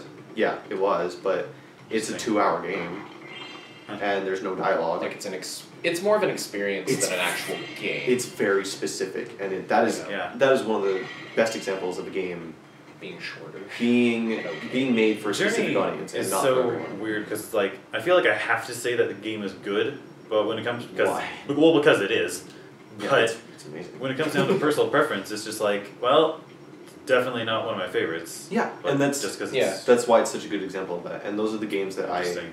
love, the games that are not for everyone. Mortal Kombat, the last couple Nuts and bolts. fall Really into that good. fall into that trap of being like trying to become up to date and things like that. And like, I think they did a better job of updating. Like, cause I tried going back and playing all the other ones. Like 1 through 3 were at the time they were good. I don't think they've aged incredibly well. Yeah. But 9 and X did a really good job of at least mechanically bringing them up to date. They didn't do a good job of trying to put in a story because, oh my goodness, I don't care. Well, I mean, fighting game stories are hard. They're very difficult. Like, I don't know how... And I think their problem is they tried to have a very narrative kind of story as opposed to like just, it's a tournament. And these are the different kinds of outcomes that happen as this Soul one Calibur have a character story? goes up through the tournament. Did Soul Calibur? Oh yeah, Soul Calibur tried to have a story. They yeah. I watched a death battle between well, what was it? Just Guts versus Nightmare. That was cool. Guts. That was a sword Guts fight. Man from Mega Man. I don't know. That's- That's, Like, that's what I was thinking of. and his name was just Guts, I think, Guts. and he's like a demon killer. That sounds awesome. That sounds Diablo. And well, Nightmare is a demon, so you can probably guess who won. Can we talk about dungeon crawlers for a second? Which dungeon crawler? Sure. I don't know, Diablo. Because I'm trying to think of what's a dungeon crawler I played recently that was actually Torchlight was one of them. Torchlight was the I never first played dungeon crawler I played. Because I played Diablo when I was a kid. I played 1 and 2. I never played 3. 3's so good. But 1 and 2 were like not necessarily in gameplay for me because like a lot of it I feel, I don't know. Like to me, I'm more about skill as opposed to numbers. Time. Right, and time. So the gameplay part doesn't really appeal to me, but the atmosphere and the music and just the setting is so cool. And it makes me really want to play, like, you know, and then I go, oh yeah, it's clicking more. I just had a thought about a topic. Mm-hmm. Difficulty curves. What's a game that does that's one of the difficulty curves really well? Dark Souls, Dark, boom! yeah, I was just thinking Dark That's Souls. so amazing. But I tried to get one of my friends to play Dark Souls, and he just said, I just can't. And what's funny Was is it I Adam? was in that exact same boat where just, I can't, this is way too hard. Was Then it you Adam? get it. But then, yeah, it has this weird quality where if you try hard enough and you work at it, then you get it, and you start to fall into the rhythm where you know how to play it. And the thing with that game is it's really cool because in terms of leveling up, the numbers really are only a subtle difference. Like you can level up your character, you can level up your weapons, they'll do more damage, but the thing that's really leveling up and getting better is your skills. Because you have to get a hold of the combat first. If you don't have a hold of combat, it doesn't matter how many levels up you are, you're going to die. I apologize for keeping on bringing up Sonic Unleashed, but it actually applies to this situation. I remember Sonic Unleashed does take a while to get the hang of, I think especially the daytime stages, because some of the levels take memorization. But I remember the trophy for getting an S rank the first time on a daytime level is actually called getting the hang of things. So I just think that's kind of interesting. It's like, Yeah. I think Unleashed and Dark Souls are different. Well, I mean, No, I mean, Yeah. are different let's be fair here. in that. Oh come on, there's a warthog. They're exactly Like, the it's- same. It's not when it comes to Unleash. It's not about getting good at a game that's hard. It's getting good at manipulating a bad engine, which is Fair not enough. satisfying and it's not fun. That's also It's up to like in Dark interpretation Souls. because I think it's just hard. Like Dark But, Souls is I not don't a bad engine. I rarely. It's a weird engine, yeah, but it's not. It's like not made for convenience's sake. Yeah. Because like the Personally- combat, if you compare that to something like Devil May Cry, or let's say How do DMC, you because that's the move? one I High played. jump. You jump right when you land. Oh. So jump and then there you go. Okay. But yeah, like the I Devil May personally- Cry is made for flow and ease of use, and that's really fun to use. Dark Souls is not. It's fun to use in a different way because it's more like, okay, you have to really think. My weapon's got this kind of swing time. I need to be this Interesting. far away from the person. And there's so many ways to play. Oh yeah. Huh. Oh, I was gonna kill you, but Like that's what I thought was really cool about that, because if you play something like Skyrim, you level up and you're eventually able to pretty much just wipe everything off the map easy. you I have think- a bow that one-shots dragons. That's awesome. Right. I But like think- in Dark Souls there's certain areas that your character is gonna be really good at because of what you've been leveling them in, and other areas where it's just going to be really hard for you. I think my main beef with Skyrim is just the simple fact that it's an RPG with real-time fighting, but it's not skill-based at all. Like, it's Yeah. just Yeah. stats-based, and that bugs me because it feels like it should be skill-based because of it's real-time, but it's just not. And that's kind of And I weird can't play it the with way I want to play it RPGs. because I like action games. Like I feel like Fallout kind of represented that a little bit better. But that's more because like they have it instead of being that weird real time kind of hack and slash, which you can do, Yeah. it's more numbers based, which is Yeah. better but still not a great solution. Yeah. I don't- That's an example. I think. I don't want to But have to it's use better. that weird exploit where you use the potion while you do the thing, and then your skill increases to a crazy level, and then you have indestructible armor. It's like, I want to actually. There's no real challenge, which is Yeah. what Dark Souls does really well. This is challenge. Except Except for 2. 2 is just 2? Oh, Dark Souls 2. I still need to play it. Just probably It's I'm Skyrim playing through 2, it right now Avatar. because I beat Demon's Souls and Dark Souls. Both really fantastic games.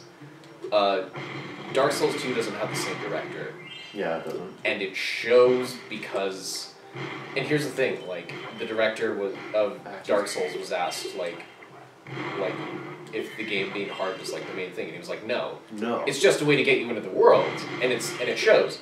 In Dark Souls 2, they go, oh, what was the characteristic of Dark Souls? That it was hard. So we're gonna make it really unfair. And we're like, oh, okay, this is not very fun. Like I feel like it's a game that suffers from changing Got it. things that didn't Right. need to be changed, Mm-hmm. and so presenting problems that really didn't need to happen. Like the game is still really interesting, and the lore is interesting. The world is still kind of cool to be in, but it just makes me want to play Dark Souls 1 again. Yeah. I find the great thing about Dark Souls was that there's lore, You gotta find it. but you just find it, and it doesn't tell you to find it either. And so, the reason why Dark Souls is one of my favorite games of all time. That's what I liked about Five Nights at Freddy's 2. It's like What? it had well I'm sorry, what? when you said lore and That's you a have to jump. find it. When you said lore and you have to find it, like Five Nights 2 was really interesting because it had the kind of story that I think is really interesting, where it's like you definitely know something is The going story's on, in, but yeah. you don't know what. I thought it was better when it didn't. And that's have why a all those story. theories exist, and that's why Five Nights is a cult classic. I still think it should have stopped at Five Nights 1. I still Just because that was a cool thing where it's just like these aren't inherently evil machines. They're just on a nighttime mode, Mhm. and you happen to be in the wrong place at the wrong time. Yeah. So My theory on that was like, Gosh, you do this. okay. So of course, like I think later it was confirmed that they're being controlled by ghosts and all that stuff. yeah, And there's a haunting and all that kind of jazz. killed it. Yeah. But I remember my first theory on the whole thing was that it was basically like the bite of 87. So basically, somebody gets bit as a kid, and then he like loses part of his brain and he becomes a psychopath. And my theory, Already I'm checked out. Yeah. No, but keep going. Well, like my theory on it is basically that person became a psychopath, and then he's the one that like programmed the robot. So it's like it seems creepy. It seems like there's a haunting, but there's really not. It's see, still like scary, and you think it's supernatural. but spoiler alert, it's not. I don't know. Well, I think that is interesting. It's like Sherlock Holmes. Like, I didn't have a theory, and that's what I thought was kind of nice, was just the setting itself and the initial, like, situation that you're in is already creepy enough, and it didn't need a huge story. Like, Chuck E. Cheese, just a terrifying place. Wow. I don't know. I like So game theory. That's just, those are the kinds of things I like to talk about in games. Mm-hmm. You know? Like, and some deserve that. Like, Dark Souls deserves that. a game Like, theory. okay, fighting the Grey Wolf boss. Oh, this guy's awesome. That is an awesome fight. You're like, oh, I just killed this giant wolf. That's awesome. But then if you go look at the story, you're like, oh no. I don't know the story behind that, actually. Okay. Did you play the DLC of Dark Souls 1? No. With Artorias. Okay. So it has to do with that kind of. So Artorias, the Abyss Walker, he was part of this group of knights. It had someone else in there, and Ornstein and Smo. So all of them were with, I think it was Gwyn, Lord of Sunlight, and they had to go and fight back That's this so encroaching. cool. Like, He they used had to be Lord of Sunlight. Yeah. That's awesome. Well, like they had to fight this like encroaching dark stuff, and I'd have to play. That's why I'm playing the PC version right now because it's got the DLC. But Artorias goes with Sif, who's basically like his wolf companion, and they go and fight back darkness, but they lose, and so like they're being surrounded by all sides, and at the very end, Artorias puts a shield around Sif to protect him while he basically gets destroyed. And so you have to go and fight Artorias in the DLC, and you find out more about like the Abyss and things like that. And he basically becomes this like really scary, wanting to die demonic thing. Whereas like you're fighting Sif because Sif is basically just protecting you from going into the Abyss. Because his friend got taken by the Abyss, he doesn't want you to go in there either. But you kill him because he's not letting you take his master's ring. He's just protecting his grave. Oh, wow. And so when you find that out, you're like, oh no. I'm the villain. It's like, I'm so terrible. And like, the stories for all the characters in Dark Souls are like that kind of thing. How do you find this stuff in Dark Souls? Because is there like things you read? I don't know. The only real way you're going to be able to get the story fully is reading item descriptions. Oh yeah. Like Vadi Video is a Subtlety. YouTube channel, and he does that. And so like you just go to him and you watch all the lore that he has, and he even incorporates like the cut audio and things from the game that didn't make it. Oh wow. Like Oscar from the very beginning had a whole story arc that was going to happen, where he's the guy that frees you in the very beginning. That's a guy? Yeah. Whoa. He's Oscar. Like, he frees you, and then you find him, and he's like, here, take the key, take this Estus Mask, I'm going to die. That was Oscar's story. Oh, that guy. Him. Oh, he's the same guy. I didn't know Yeah, that. that's Oscar. And then you find him when you go back to the Undead Asylum later. That's so cool. But he was going to have a whole story arc where, like, Gosh. depending on what you did, like, whatever ending you did in Dark Souls, he was going to go opposite. Yeah. Well, there's two endings. Oh yeah, I did them. There's the two. But Oscar would come after you fight Gwyn. Because he feels like, because the prophecy talks about the chosen undead leaving the asylum. But in the cut version, or the uncut version, you both leave the asylum. And so he thinks that maybe he's supposed to be the chosen undead. And so whatever path you take, he's going to take opposite, because he wants to kill you after that.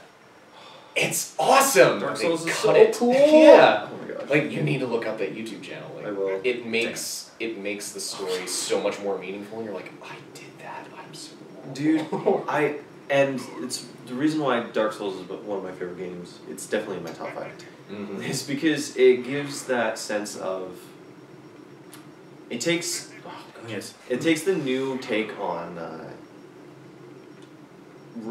risk and reward, as well as discovery. Yeah. It's a strange beast because it puts just almost everything on you.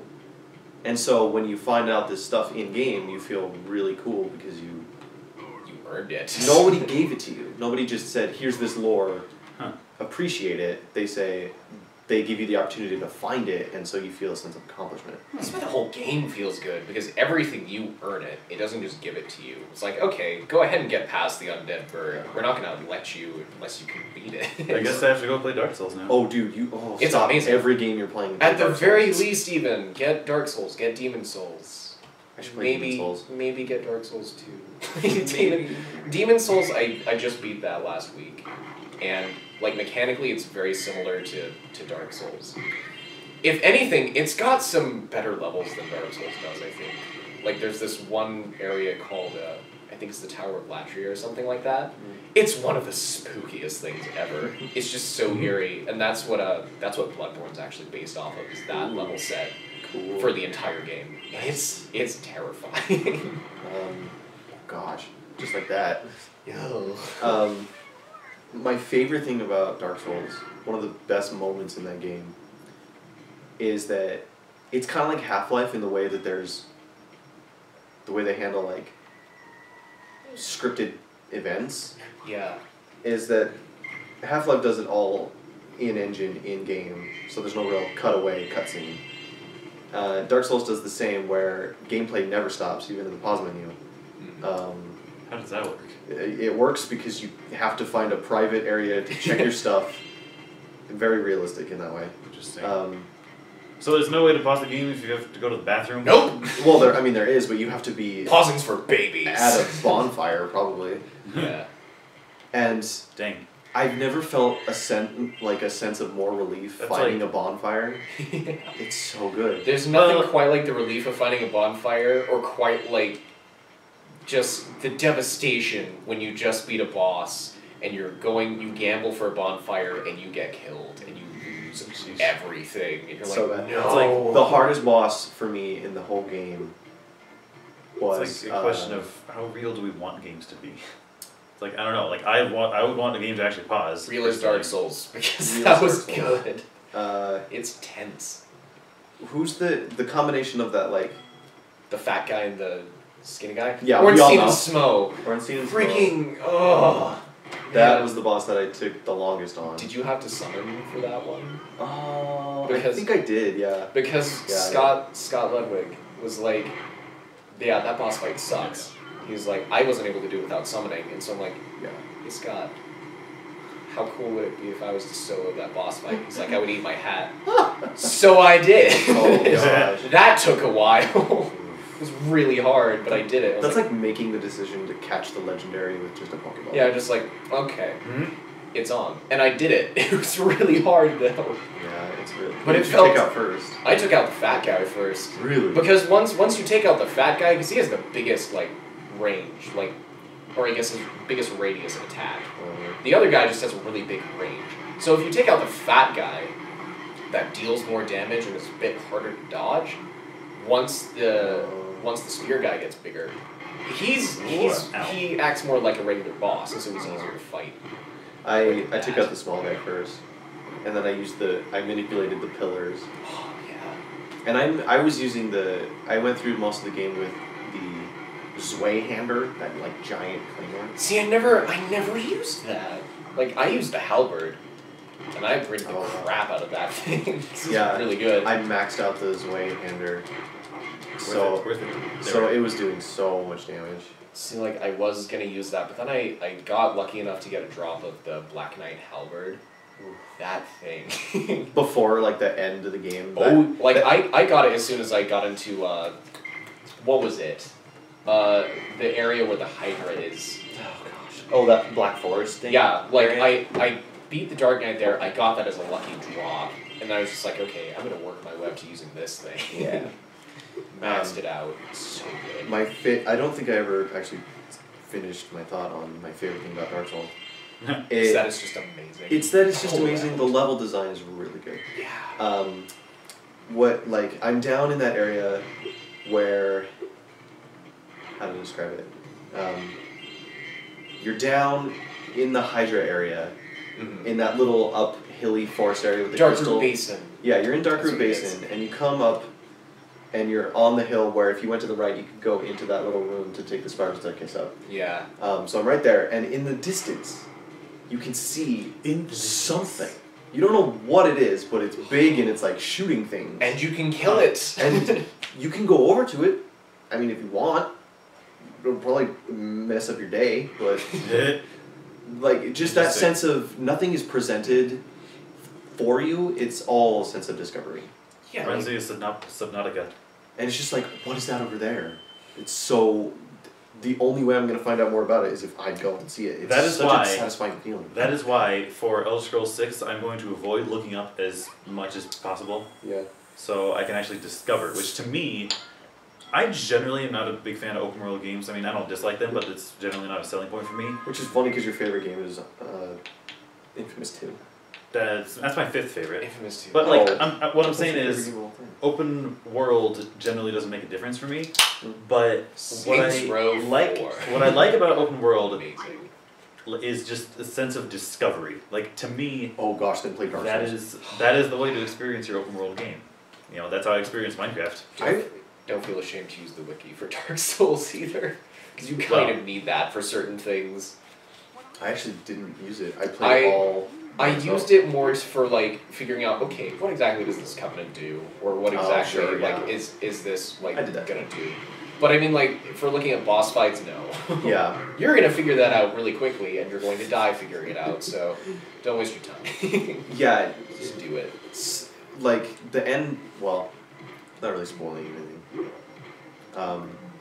If you like epic stuff, Dark Souls is like. Right. It's Oh my very gosh! epic. It's so. It's like. Like what's the boss of the like the Four Ghosts? Oh, the Four Kings The boss. Four Kings boss is so Oh cool. my gosh. Ooh, it's so cool. Just like the It's area so you fight him in. tense. Oh. Because you have to take out like the boss in a certain amount of time before the next one shows up. You're like, Mhm. oh no. Oh dang it. And I love that. I love that leap of faith you have to take just to get into the area. It's like, go ahead and fight the boss in the abyss. You better have the ring to work for it. Oh yeah, what ring do you have to wear to get down there? You have to get You the... get it. You get it from fighting Sif. The Grey Wolf. And then you fight him, you Oh, beat you him. have to beat Civ to beat the game. Yeah, and then he gives you the... Like, the... It's not the Covenant of the Abyss. It's called something like that. Yeah. But it's like a ring you have to wear, and it lets you traverse the Go down abyss. there. So you have to fight him. And I love the gameplay dynamic that you can only have 2 rings on, and so you have to make one of them the ones that go down there. It's... Oh, man. It's really tough. Because I'm replaying it right now. And replaying it is kind of hard because, like, I don't have the same advantages that I did the last time around. Like, I haven't found the Black Knight halberd, and right now I'm going with a couple of rings that I haven't used before. So, like, it's difficult. It's a bit sadder when you can't kill those giant tower knights from an Orlando in 3 hits. Now I have to kill them in like 5 or 6. Another thing that bugs me about Skyrim, I mean, I guess it's the same thing, but the whole thing about it being stat-based and not skill-based. Did I? Oh gosh, did I honestly? Do I have 2 sodas right here? Gosh dang it. Well, there's a lot to get them confused with. Okay, these are mine. We could Okay. play the cup game with the bottles. Yeah, just. Anyway, but so Skyrim, the whole thing about it being stat-based. I remember one time when Adam told me like, "Oh yeah, I killed Alduin with 2 swings," and I was like, "That's not very epic." It's not. Yeah. Yeah. It's like to me that would just be disappointing if that happened to me. Yeah. Skyrim's just weird. Like, Skyrim is the an main interesting quest is beast. not what appeals to me at all. I could care less about the main quest, just because, like... And someone on YouTube, I think it was Super Bunny Hop, made a really good point, but they were just like, it's amazing how Skyrim manages to make every character the most boring type of character in Skyrim. And so Interesting. everything just kind of feels... Like, it doesn't feel as epic. And that's partially because of the tech behind it, and that's also because of the presentation. It's the side stuff that makes it really fun, and the mods that make it really fun. It's a good example of a game made for everyone because I remember hearing Todd Howard himself say that, you know, we tried to make the perfect warrior game, the perfect stealth game, the perfect magic game. And I thought that already sounds like you're trying to do too much. I think it's a pretty good stealth game. Oh, But because stealth is OP in that game. It's Fair enough. ridiculous. No. There's like no other way to do it. how do you fight a dragon though with stealth? Very carefully. Well, considering dragons are like... How many dragons do you need to fight in the game? 2? like- 3? I Well, fought way more than that. Fought like 1, 2 or 3. I think 3 you only really need yeah, to there's fight. the one at the watchtower, and then Oh, yeah, Alduin that the was first good. time, and Alduin the second time. The first one. Macho Man Randy Savage. Yeah. Oh, yeah! Because you fight Alduin On the top of the throne of the world, and then that first time. Sovngarde. And then it's Sovngarde. You fight the one at the tower, you fight the one that you trap. Oh yeah. And then you fight the one where it's the first time you figure out you can absorb dragon. That's not That's the the Watchtower. Watchtower one. That is the Watchtower, but then there's another one just south of Winterfell. Oh, is that the yeah. name of that city, Winterfell? I don't know. Winterfell's Game of Thrones. There's That's the what I one. was just thinking. Yeah. It's like, that'd be cool. King's Landing. Dingus. Dingus face. Um, What? Just applause. I felt it needed to be. I live for the applause. Just kill with fire all the Yes. wildlife. I love Insomniac. I just love Insomniacs in general. They're really fun to mess with.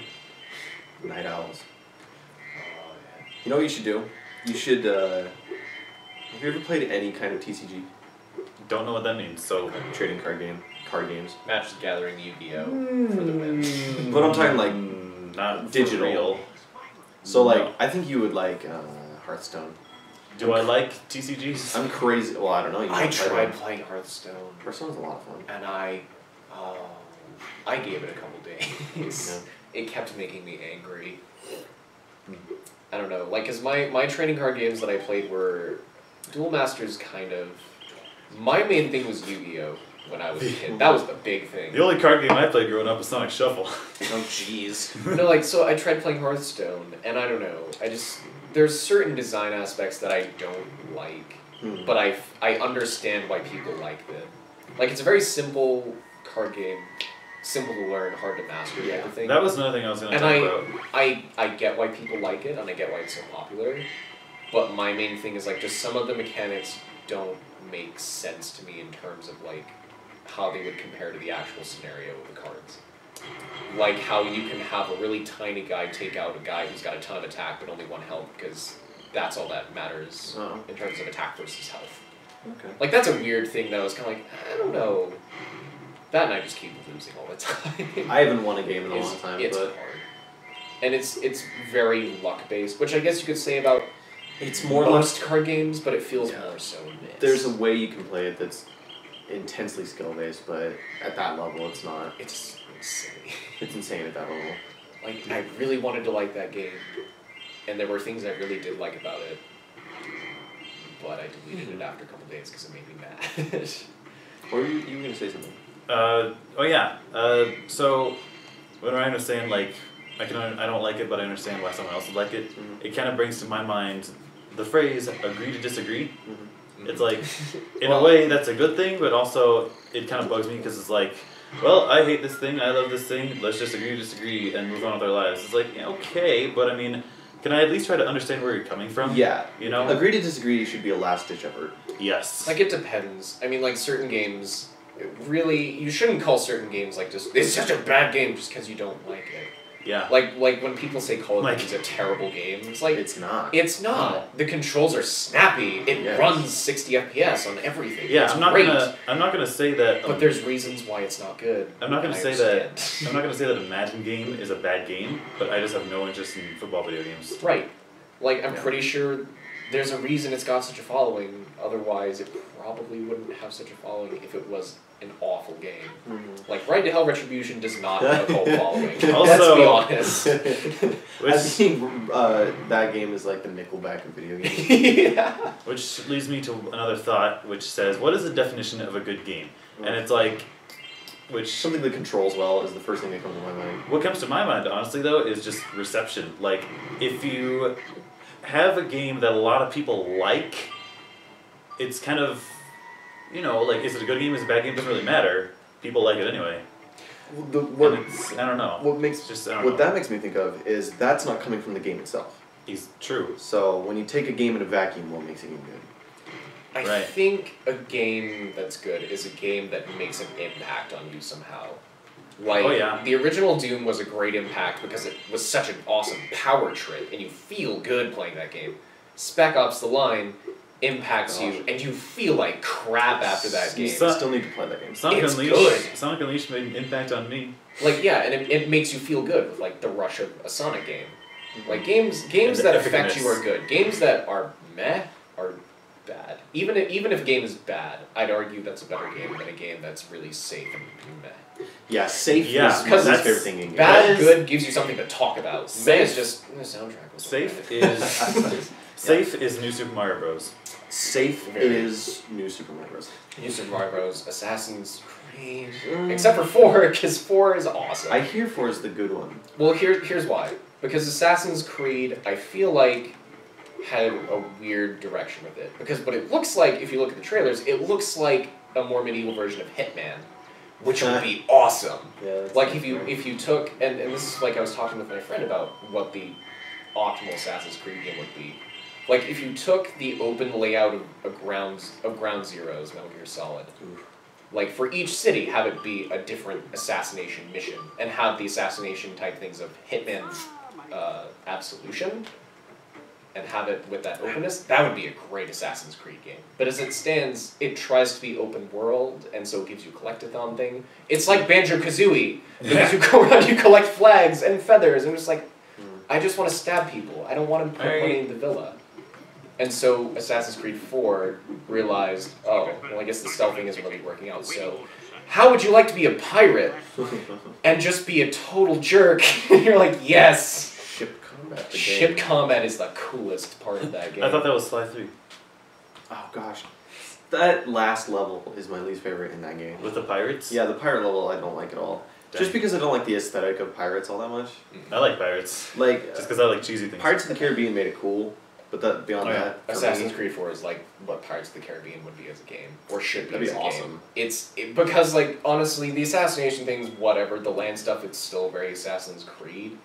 But you get into a ship and you're just like, okay, I'm going to attack this fleet of English freighters. Go! And then you have to account for like, if there's a storm going, you have to account for the waves and the movement that's happening in the water. You have to maneuver around. Like it's awesome. You can board their ship and just kill everyone. it goes back to that idea that what game has ship combat, and since Assassin's Creed 4 is the only one that has that, that's why it's considered one of the better ones, is because it's making very specific choices. It's very good. I personally have never been a big fan of vehicles in video games, which is why I've always wanted to play Star Fox Adventures.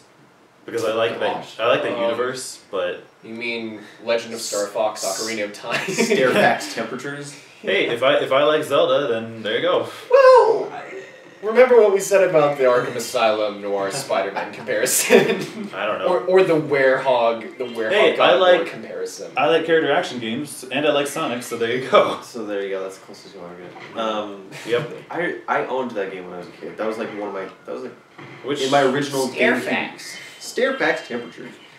It was one of in my original GameCube library. That was one of the games, and I played it and I liked it because I didn't know any better. But now I Yeah. would think just like, what is this? I think that's something a lot of people go through. Is just like I thought this was good, and then I played it again, and it's one of the worst things ever played. personally, I don't know. This is gonna sound weird, but I think I'm the other way around. Cause like as a where kid, you don't like it in the first place, but then, And then you you grow up get to like to it. yeah, because it's like I don't know. I think I've gotten a better understanding of like, I don't know, appreciation. I guess Sure. I don't know what it is. It's I can see just that. me. Like there's certain games where you definitely need to be older to get an appreciation for. Oh, yeah. Like if I was a kid, I don't know if I'd really appreciate Shadow of the Colossus too much. Oh yeah. But Yeah, I me mean, neither. like, as a kid, and I played things like. I'm trying to think of something that I liked as a kid, but I hate now. I think for me, a game that I didn't like Star that Fox Adventures. For a game that I didn't like as a kid, but that I came to like later on was Sonic Heroes. Oh gosh. Now I know it's kind of an infamous game, but I played that. That game made me mad when I was a kid. I was But- like, I just can't beat this. the- I guess I'm not good at Sonic games the- because it was my first Sonic game, and I was like, Oh. I The don't funny- like Sonic as much as I thought I would. the funny thing is, if you break it down, like playing as at least like playing as speed characters, it kind of controls like Sonic Adventure 2. That's what you can say about a lot of Sonic games nowadays. I think. Like Well, a because- lot of them follow that formula of Sonic Adventure. That's the one thing that works. Except for the 2D platformers from the Sega days. Those work too. Well, And they There's haven't only- done that except for Sonic Generation. and Sonic 4. which they need to make more Sonic 4s. Sonic 4 2. Episode 2. Sonic 4 And it's gonna be 3. like Final Fantasy. Episode 3. You're gonna have really confusing. Oh my gosh, can we talk about Final Fantasy 15 for a second? Dude, Hang on. I was not excited for a Final Fantasy game. I saw that trailer and I'm Last like, thought. you Last got thought. me. Sign me up. Last thought on Sonic I'll play 4. it. Last thought on Sonic 4. It's the Sonic version of New Super Mario Bros. There you go. It's the Sonic version of New Super Mario Bros. Yeah. I can see that. Because it takes the old I'm classic excited. gameplay and kind of modernizes it. Definitely Final Fantasy 15. Kingdom Hearts 3 looks cool. Like, the game, because I saw the little trailer for it, and it included some gameplay, and then they had some gameplay footage of the work in progress. And it looks really awesome. Like, the animation's stellar, the combat looks more fluid. And Oh, it just, Kingdom Hearts. yeah, Kingdom Hearts 3, it looks crazy. And I'm like, I just wish I had a, this is one of the reasons I'll get a PS4. Right now I've only got maybe 2 reasons to get a PS4. What are my reasons? Maybe for 3. PS4? Mine is Uncharted 4. Bloodborne and Kingdom Hearts 3. Maybe Uncharted 4. I need to play through Uncharted 1 through 3 first though. Oh gosh. So- My reasons for PS4 are Bloodborne, MGS5. Oh yeah. Just, and although, I think I Uncharted. might just get it for the PS3. Because after playing Ground Zeroes on the PS3, I was like, it runs fine enough. Yeah, sure. It doesn't run amazing, but it runs fine. And I have a free online multiplayer thing for the PS3. Also, I and had PS5 another is going to have the online, so. I had another thought on game series. So like, so Jack, have you ever played any of the Legend of Spyro games? I think so, way back in the day. Okay. Yeah, I played a game that's not in the original trilogy, so yes, Right. I would think so. Well, unless it was Hero's Tale. Hero's Tale is good. Anyway, but my thought is like,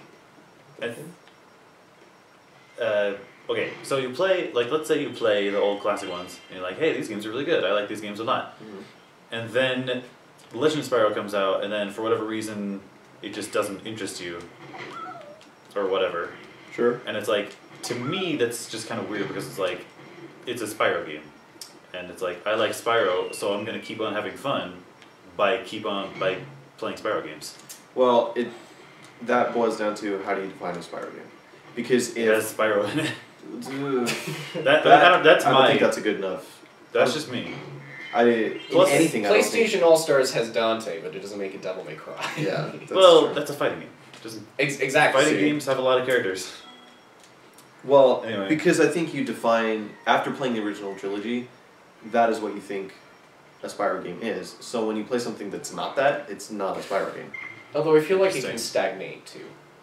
Like, Yeah. Call of Duty Ghosts, that trailer came out, it did not interest me at all. And what everybody said was, it's the exact same Call of Duty that you've been playing for about 8 years now. Yeah, that genre, I think- that specific genre has been stagnated. It's been stagnated. Although there's some of the games where you're like, okay, this is actually pretty fun. Like Black Ops 2 was the last one that I'm willing to play, and I still play it because it's faster and funner. Funner's not a word, but it's Funner. But Fun and you know, when Ghosts came out and everything they said, like, these are the new features we have. We have a dog, also fish AI, and it's just like Fish AI. I don't. Well, did you see that trailer? No. Okay, so their big thing. Let me tell you this, and it's a great video. on I tell you what. Here's what happened. So one of the things they were piping up the features, like, there's a dog in this game, and there are Call of Duty girls. dog. There are girls in this game. And then their next thing was, we programmed AI for these little fish because we're so paying attention to detail. So when you swim in the water, they swim away from you. And then it cuts to a clip of Super Mario 64, and you're swimming in the lake. Guess what? Fish swim away from you. It's an N64 game. Not that Yes. hard to do. That's funny. And guess what? Tried playing Ghost 3 times at other people's houses. It's boring and not fun. Speaking of what And makes stupid. Speaking of what makes a Spyro game or what makes a game in a series, it reminds me of one time when I asked Jack, I was like, dude, what do you do in Spirit Tracks? The game seems weird. And then you just told me it's a Zelda game. I was like, oh, okay. There's a train. I mean, I guess that was a good enough answer. Yeah, So, I mean... Spirit Tracks, I still haven't even finished it. Spirit Tracks